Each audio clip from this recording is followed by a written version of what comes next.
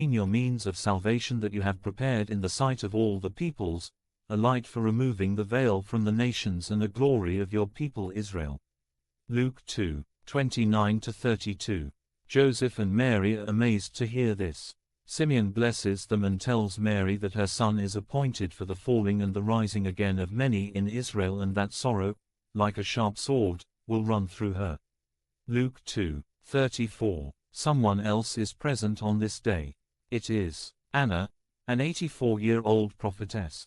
Actually, she is never missing from the temple. In this very hour, she comes to Joseph, Mary, and the baby Jesus. Anna begins thanking God and speaking about Jesus to all who will listen. You can imagine how Joseph and Mary rejoice over these events at the temple.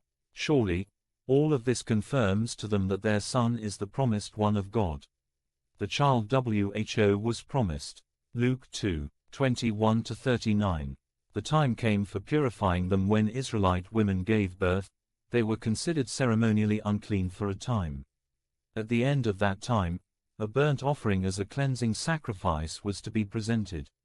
All were thus reminded that imperfect, sinful life had been passed on. The infant Jesus was perfect and holy. Luke 1:35. Still, Mary and Joseph brought him up to the temple for purifying him as required by the law. Luke 2:22-20. Jesus is circumcised and later brought to the temple. When was it the custom to give an Israelite baby boy his name? What was a mother required to do when her son was 40 days old, and what does Mary's response reveal about her economic situation at the temple? Who recognized the identity of Jesus, and how do they show this? 6:21. Some men come from the east. They are astrologers, men who study the position of stars, claiming that by doing so they are able to tell the meaning of events in people's lives. Isaiah 47:13. While at home in the east, they saw a star and followed it hundreds of miles, not to Bethlehem, but to Jerusalem. When the astrologers get there, they ask, "Where is the one-born King of the Jews? For we saw his star when we were in the east, and we have come to do obeisance to him."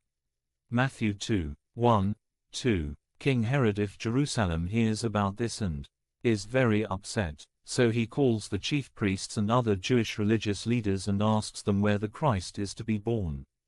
Basing their reply on the scriptures, they answer, "In Bethlehem." Matthew 2:5, Micah 5:2. At that, Herod has the astrologers secretly brought to him, and he tells them, "Go make a careful search for the young child, and when you have found him, report back to me so that I too may go and do obeisance to him." Matthew 2:8. However, Herod actually wants to find the young child to kill him. After the astrologers leave, an amazing thing happens. The star that they had seen when they were in the east travels ahead of them. Clearly, this is no ordinary star, but it has been specially provided to direct them. The astrologers follow it until it stops right above the house where Joseph and Mary are now living with the young son. When the astrologers enter the house, they find Mary with a young child, Jesus. At that, the astrologers bow down to him, and they give him gifts of gold, frankincense, and myrrh. Afterward, when they are about to return to Herod, they are warned by God in a dream not to do that. So they leave for their own country by another route. Who do you think provided the star that guided the astrologers? Remember, it did not guide them directly to Jesus in Bethlehem. Rather, it led them to Jerusalem, where they came in touch with King Herod, who wanted to kill Jesus. And he would have done so had God not stepped in and warned the astrologers not to tell Herod where Jesus was. Clearly, it was God's enemy, Satan, who wanted Jesus killed, and he used this means to try to accomplish his purpose.